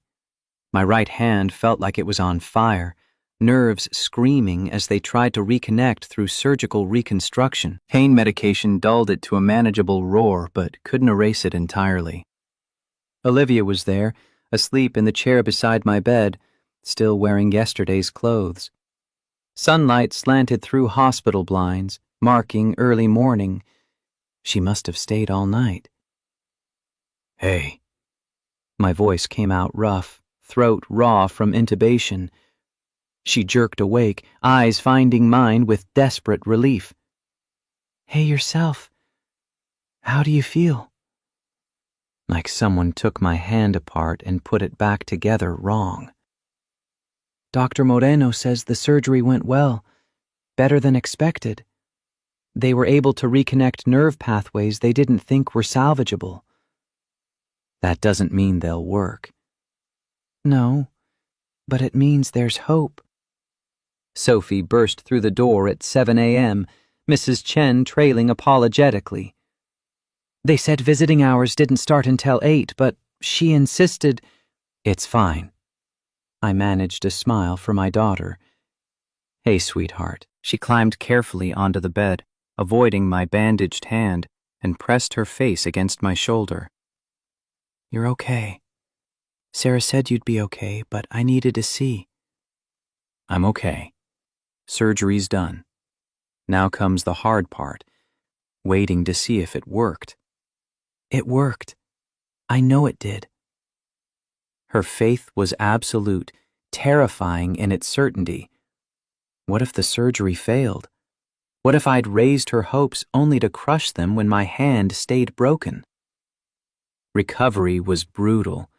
4 hours daily of physical therapy, exercises that made me sweat and curse and question why I'd agreed to this.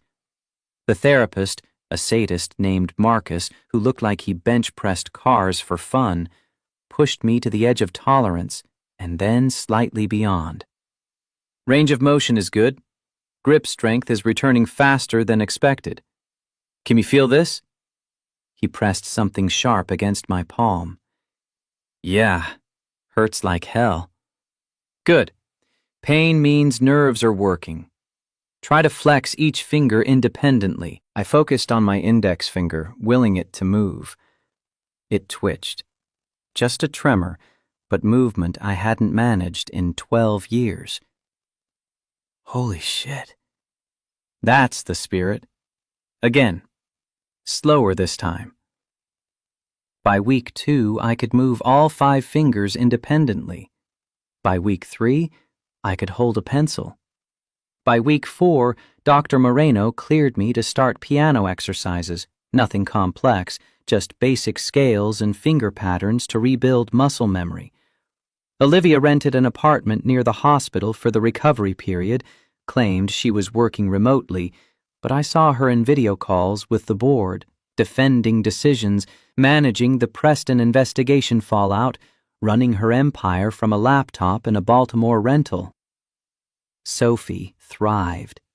She'd made friends with other kids in the hospital, children facing surgeries far more serious than mine, fighting cancer and congenital defects with the casual heroism of the young. She came back from the pediatric ward one afternoon, somber and thoughtful. "Daddy, there's a girl here who needs a new heart. She's 8, and she might not get one in time." "That's very sad, baby." It made me think about Mommy, about how some things doctors can't fix. She climbed into my lap, carefully, always careful of my healing hand. "But they fixed you, so maybe they'll fix her too." "Maybe." "Do you think Mommy would be happy you got the surgery?" The question caught me off guard. "Why do you ask?" "Because sometimes I think maybe you didn't want to get better. Like staying broken was how you remembered her." Jesus. 7 years old and already cutting through my bullshit with surgical precision. Mommy wanted me to be happy, to live my life fully. Getting the surgery honors her memory more than staying broken ever could. And loving Ms. Sterling? Does that honor Mommy too? I don't... Sophie, it's complicated. You keep saying that, but it's not complicated. Mommy's gone. She's not coming back. And Ms. Sterling is here, and she makes you smile the way you used to smile at Mommy. You're okay with that? Me caring about someone who isn't your mother? Sophie's brown eyes, Rachel's eyes, held wisdom beyond her years. Mommy told me before she died that you were going to be very sad, that I should be patient with you because grief makes people forget how to be happy. But she said eventually you'd remember, and when you did, I should be happy for you. Tears stung my eyes. When did she tell you this? The last morning, when you were asleep in the chair and she woke me up early. She said she had important things to tell me before she got too tired. Sophie's voice wavered. She said to tell you it's okay, that she wants you to find love again, that you deserve to be happy. I held my daughter while we both cried, mourning Rachel again, grateful for her gift of permission neither of us realized we'd needed. At 6 weeks, Dr. Moreno ran comprehensive tests, nerve conductivity, range of motion, grip strength, fine motor control. She studied the results with the careful neutrality of someone who'd learned not to promise miracles. 78% functionality compared to pre-injury baseline. That's exceptional for the level of damage you sustained. 78%. Is that enough to perform? That depends on your definition of perform. Concert-level virtuosity? Probably not. Teaching? Absolutely. Playing for personal enjoyment and moderate professional work? Very likely. She pulled up comparison scans, showed me the before and after of my hand's internal landscape. These pathways we reconstructed are functioning beautifully. You'll never have the speed and precision you had at 20, but you have enough to make meaningful music. The question is whether you're willing to redefine what success looks like. That night, Olivia found me at the apartment's piano, an upright rental she'd arranged, claiming the building had it in storage. I sat at the keys, but hadn't touched them yet. You've been staring at it for 20 minutes. What if I try and fail? What if the surgery was successful, but I'm too damaged psychologically to actually play? She sat beside me on the bench. Then you'll know. And knowing is better than wondering. Is it? You tell me. You spent 16 years wondering about the song, about whether I'd recognize it, about what would happen if we met again. Was wondering better than knowing? Knowing destroyed both our lives. Knowing freed both our lives. She took my right hand gently, traced the surgical scars that overlaid the old ones. We were both living in prisons we'd built from grief and fear and obligation. The song opened the doors. What we do with freedom is up to us. I placed my hands on the keys, felt the familiar ivory beneath my fingers, started with middle C, just one note, held until it faded. Then D. Then a simple C major scale, ascending and descending.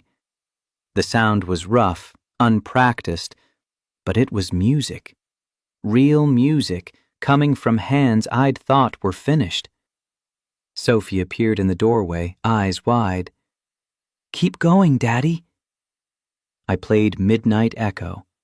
Not the virtuoso version from 16 years ago, not even the damaged but determined version from the Christmas party.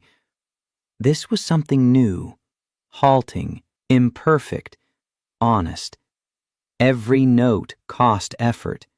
Some passages I had to simplify, others I played too slowly. But it was beautiful anyway. Beautiful because it was true. When I finished, Sophie was crying, Olivia was crying, I was crying. That's it. My voice came out rough. That's what hope sounds like when it survives impossible odds. Dr. Kent flew down to Baltimore 2 days later. He listened to me play, made notes, offered technical corrections with the precision of someone who'd spent 50 years teaching. You'll never be Daniel Cross. You'll never have the flash and speed he had. But you have something he never developed: emotional depth. You play like someone who's lived, who's suffered, who's earned every note. Is that enough? Thomas, I've taught hundreds of students. Most had more raw talent than you'll ever recover. But talent without life experience produces technically perfect music that's spiritually empty. What you're playing now, that's the kind of music that changes people. He handed me a folder. There's a benefit concert in December. Scholarship fund we've established in Daniel Cross and Thomas Hayes' names. I want you to perform. I'm not ready. You're more ready than you think. And the students we're raising money for need to see that success isn't just about perfect technique. They need to see someone who rebuilt themselves from catastrophe and still makes beauty. Olivia had been quiet during Kent's visit, but after he left, she exploded. You have to do it. You have to perform at that concert. I can barely play intermediate pieces without mistakes. So make mistakes. Show people that perfection isn't the point. Show them that getting back up matters more than never falling down. Easy for you to say. You're not the one who will be humiliated in front of 500 people. No, I'm just the one who stood in front of her board and admitted her fiancé was a criminal while they decided whether to keep me as CEO. We've both got skin in the game here. The Preston investigation had concluded in September. Federal prosecutors charged him with embezzlement, wire fraud, and conspiracy. His lawyer tried to implicate Olivia, but forensic accounting proved the evidence against her was fabricated. Preston took a plea deal, 15 years minimum, testified against 2 accomplices to avoid 25. Richard Sterling never apologized. Sent Olivia an email saying she'd destroyed a valuable business relationship for emotional reasons. She'd replied with a single line: I destroyed a criminal enterprise for ethical reasons. There's a difference.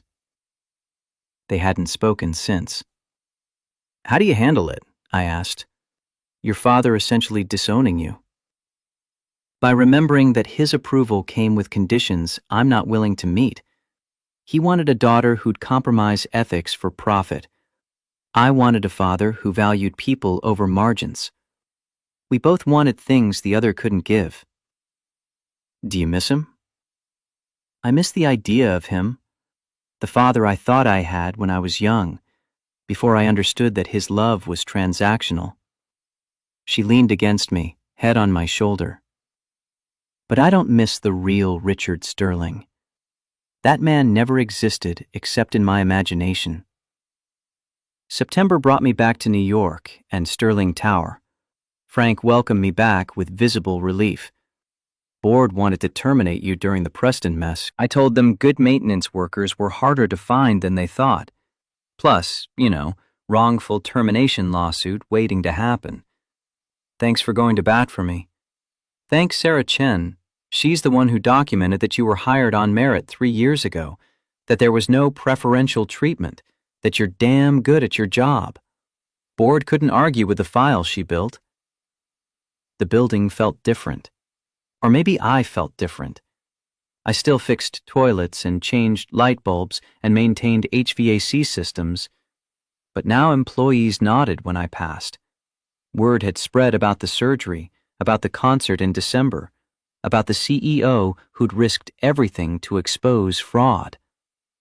Tom Morrison pulled me aside one afternoon. Hayes, I need to ask you something personal. Are you and Miss Sterling actually involved? We're friends. That's not what I asked. I met his eyes, military to working class, the honesty between men who knew what survival cost. I don't know what we are. We're figuring it out. But whatever it is, it's not affecting my work or her decisions as CEO. Fair enough. Just be careful. Board's watching both of you. They're looking for any excuse to claim impropriety. Noted. Sophie started second grade that fall, came home with artwork and spelling tests and stories about her new best friend Madison. She'd grown 2 inches, was reading chapter books, had opinions about everything from dinner choices to global politics. "Daddy, why don't you and Miss Sterling just get married?" "Because marriage is complicated, sweetheart. We're still figuring out if we work as friends." "You work great as friends. I see how happy you are when she visits, how you smile at your phone when she texts, how you play piano differently now, like you're playing for someone instead of just for yourself." "When did you get so observant?" "I'm 7. I notice everything." October brought the first real cold, leaves turning gold and crimson in Central Park. Elizabeth and I walked there on Sunday afternoons when Sophie had playdates, just walking and talking and learning each other's rhythms. The board approved a review of all Sterling Productions settlements from the last 20 years. They want to identify anyone who was unfairly compensated after workplace injuries. That's a lot of settlements. 43 so far. Most were legitimate, but 7 look like what happened to you. Serious injuries from negligence, paid just enough to avoid lawsuits. What are you going to do? Reach out to each person, offer genuine compensation, job assistance if they need it, public acknowledgement that my father's company failed them. She kicked at fallen leaves. It won't undo the damage, but it's a start toward building something honest. Your father's going to lose his mind. My father can rot in Palm Springs for all I care. I'm not running his company anymore. I'm running mine. November brought intensive rehearsals for the December concert. Dr. Kent arranged practice time at a Manhattan studio, brought in an accompanist to help me prepare. I'd chosen 3 pieces: Midnight Echo, a Chopin nocturne, and something I'd been composing in stolen hours. The new piece was called Second Movement, built from Midnight Echo's themes but transformed. Where the original spoke of yearning and distance, this spoke of connection and courage. Where the original grieved, this celebrated. Sophie listened to me practice it one evening, curled in the studio's corner with her homework. "That's beautiful, Daddy. It sounds like you found what you were looking for." "What do you think I was looking for?" "The same thing everyone looks for. Someone who sees you and stays anyway." I stopped playing, turned to face her. "You're 7. How do you know about this stuff?" "Mommy used to say it, that she saw all your broken pieces and loved you more because of them, not despite them." She was right. "And Miss Sterling sees your broken pieces too. I can tell because she looks at your hand the way you look at her, like the scars are proof of something valuable, not something to hide." Out of the mouths of children. The concert was scheduled for December 22nd, exactly 1 year after the Christmas party that changed everything. Sterling Tower Ballroom, 500 guests, media coverage that would either resurrect my reputation or confirm I was finished. Olivia arranged for Sophie to sit front row with Sarah Chen. Mrs. Chen insisted on coming, brought her church friends, turned it into a whole production. Dr. Kent handled the program, added my bio with careful honesty, scholarship student who helped complete Daniel Cross's masterwork, injured in workplace accident, recovering after reconstructive surgery. Backstage the night of the concert, my hands shook, not from nerve damage, but pure terror. What if I freeze? What if muscle memory fails? What if everyone realizes I'm a fraud who got lucky with 1 surgery? Olivia took my face in her hands, forced me to meet her eyes. "Listen to me. You've already survived the worst thing that could happen. Your hand was destroyed, your career ended, your wife died, and you kept going. This is just playing music for people who already love you. What if? Then you stop, you breathe, and you start again. That's what humans do. We stumble, and we keep going anyway. Sophie appeared, beautiful in a navy dress she'd picked herself. Ready, Daddy? No. But I'm going anyway. That's what brave means. The stage lights were blinding. I couldn't see individual faces, just an ocean of silhouettes. Sophie sat front row center, giving me a thumbs up that made my throat close. I sat at the grand piano, adjusted the bench, placed my hands on the keys. Started with Midnight Echo. The opening bars came easily, muscle memory taking over. But midway through the second section, my right hand cramped, sharp pain shooting from palm to elbow. Fingers stuttered on the keys, the melody fracturing. I felt Sophie's presence even though I couldn't see her clearly. Felt her touch on my shoulder, the way she'd done during practice when I struggled. Solidarity without words. I pushed through, compensated with my left hand, simplified passages my right couldn't navigate, made the imperfection part of the performance instead of a failure to hide. The final notes hung in the air like a question finally answered. Applause erupted, standing ovation that went on long enough that I worried they'd never let me continue. But I raised my hand for silence, spoke into the microphone. This final piece is new. I call it second movement because every great piece of music has more than one part. And this, all of this, is just our beginning. It's about second chances, about broken things made beautiful, about love that waits patiently until it's called into the light. I began playing, and somewhere in the audience, Olivia understood why I'd kept this composition secret. The melody built from Midnight Echo's foundation, but transformed it into something communal instead of solitary. Sophie joined me for the final phrases. We'd practiced this in secret, her small hands picking out simple counter melody I'd taught her. Father and daughter creating beauty together, imperfect and honest and achingly human. When the music ended, I stood with Sophie in my arms, found Olivia in the crowd. She'd moved from her seat, was standing in the aisle with tears streaming down her face. Dr. Kent watched from the wings, weeping openly. He'd taught thousands of students over 50 years, but this, watching a broken man reclaim his voice through love, a frozen woman thaw through courage, this was the masterpiece. The after-party blurred together, donors congratulating me, students asking questions, media requests I deflected to Kent. But eventually, the crowd thinned, and I found Olivia on the ballroom balcony, looking out at the city lights. You were magnificent. I was adequate, which is more than I hoped for. You were human, real. That's worth more than technical perfection.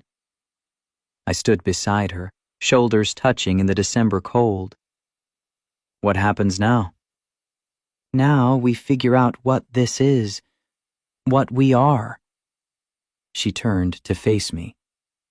The board's oversight period ends in January. After that, I'll have more freedom.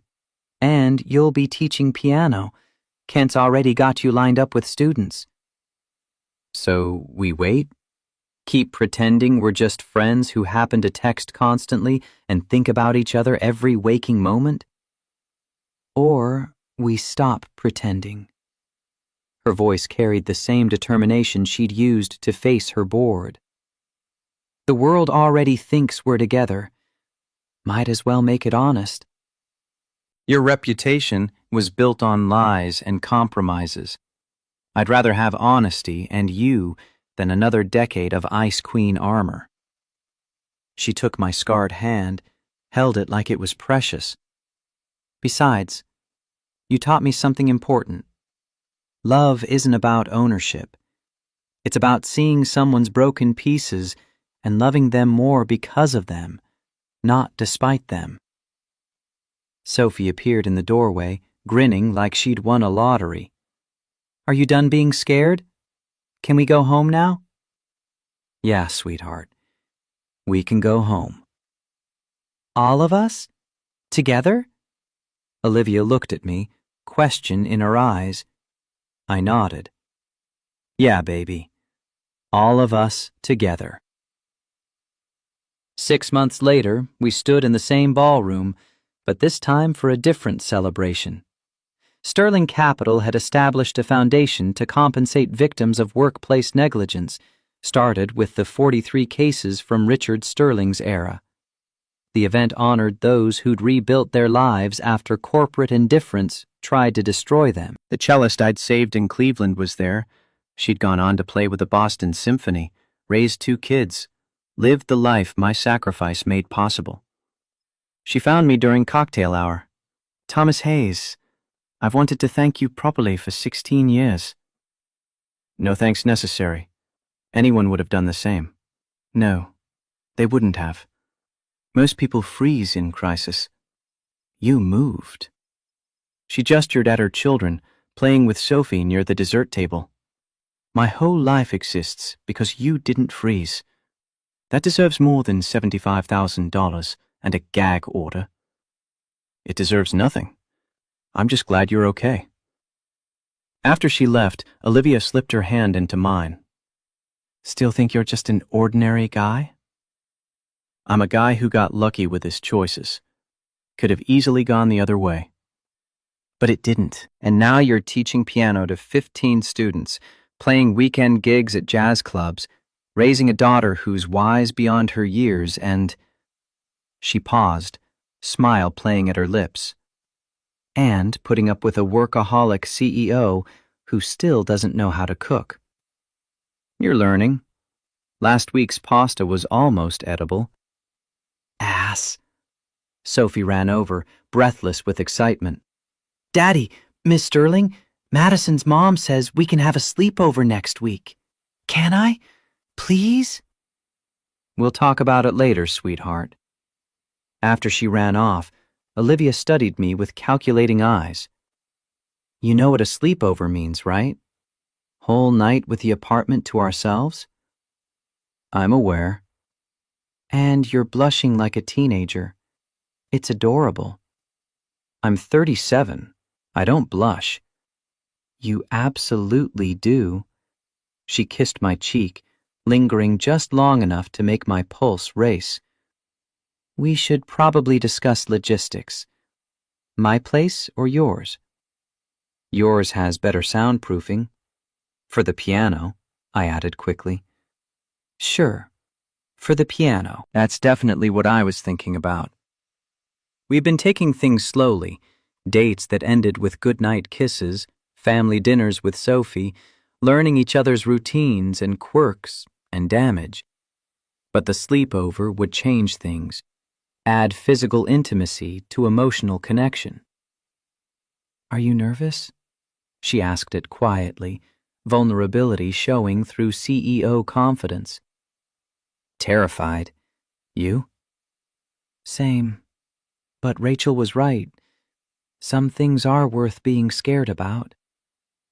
"You never met Rachel. How do you know what she'd say?" "Sophie tells me. She says her mom told her that you deserved to find love again, that she wanted you to be happy." Olivia's eyes shimmered with unshed tears. "I wish I could thank her for giving you permission, for being generous enough to want your happiness even after she was gone." "She was better than I deserved." "You're better than you think. That's what people who've survived impossible things never understand.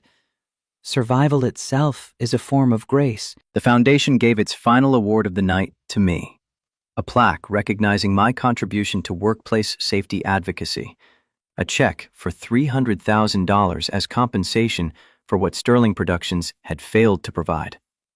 I stood at the podium, looking out at the crowd, found Sophie's face beaming with pride, found Olivia's fierce with love. Found the cellist and her children, living proof that one choice 16 years ago had mattered. I don't have a fancy speech prepared. I'm not good at words. I'm better at music. But I want to say something to everyone here who's rebuilt their life after someone else's negligence tried to destroy it. I held up my right hand, scars visible under stage lights. These marks don't make me weak.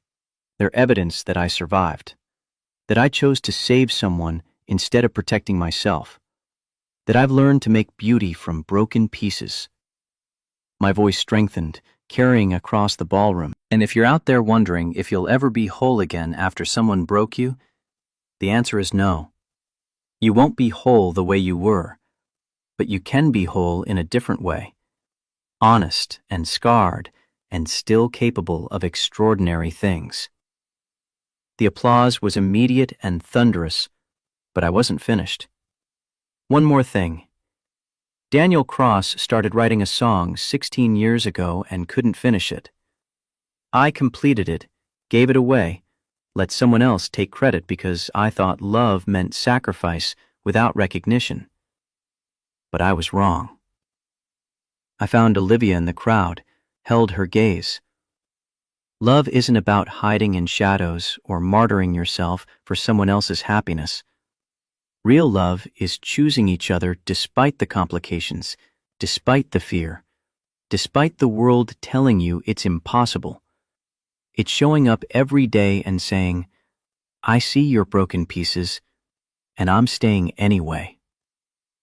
Someone in the crowd, I think it was Dr. Kent, started clapping. Others joined until the whole ballroom thundered with applause. After, when the event ended and guests filed out into December cold, Sophie fell asleep against my shoulder while we waited for the car. Olivia stood beside me, hand in mine, watching snow begin to fall through the ballroom windows. "What are you thinking?" she asked. That 16 years ago I wrote a song for a girl I thought I could never have. Gave it away because I believed love meant sacrifice. And now? Now I know love is both sacrifice and claiming, both giving and receiving, both patience and courage. I kissed her forehead, breathed in her shampoo, something expensive that smelled like citrus and possibility. Now I know that the best music comes from broken people brave enough to play anyway. Sophie stirred against my shoulder, murmured in her sleep, "Love you, Daddy. Love you, Olivia." It was the first time she'd called Olivia by her first name instead of Ms. Sterling, the first time she'd included her in the love you that usually belonged only to me. Olivia's breath caught. "Did she just?" "Yeah, she did." "Is that okay? With you, I mean. I don't want to replace Rachel or—" "You're not replacing anyone. You're adding to our family. There's a difference." The car arrived. I carried Sophie out into the snow, Olivia beside me, the three of us moving together through the December night. Behind us, Sterling Tower rose against the sky, monument to everything we'd survived and everything we'd built from the ruins. At home, I tucked Sophie into bed, kissed her forehead, found Olivia waiting in the kitchen with 2 glasses of wine. "To second movements," she offered, raising her glass. "To broken things made beautiful." We clinked glasses, drank, and somewhere in the apartment, the piano waited. Not the Steinway from the ballroom, but the upright Olivia had bought for our living room. Practical, unassuming, perfect for a man who'd learned that greatness wasn't about flash or fame, but about showing up every day and making honest music, despite the scars.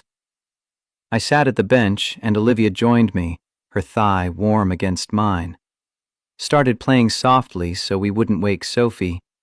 Not Midnight Echo or Second Movement, but something new I'd been composing in stolen hours between teaching and maintaining and learning to love again. This piece had no name yet. Maybe it didn't need one.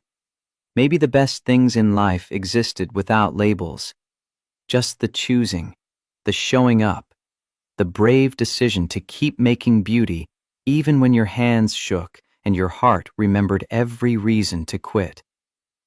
Olivia leaned her head on my shoulder while I played.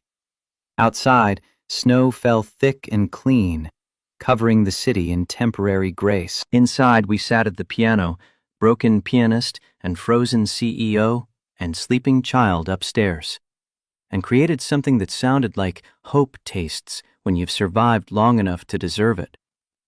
The music swelled, imperfect and honest and true, and in that moment, with my scarred hands on the keys, and the woman I'd loved for 16 years finally beside me, I understood what Rachel had been trying to tell me when she said it was okay to choose happiness.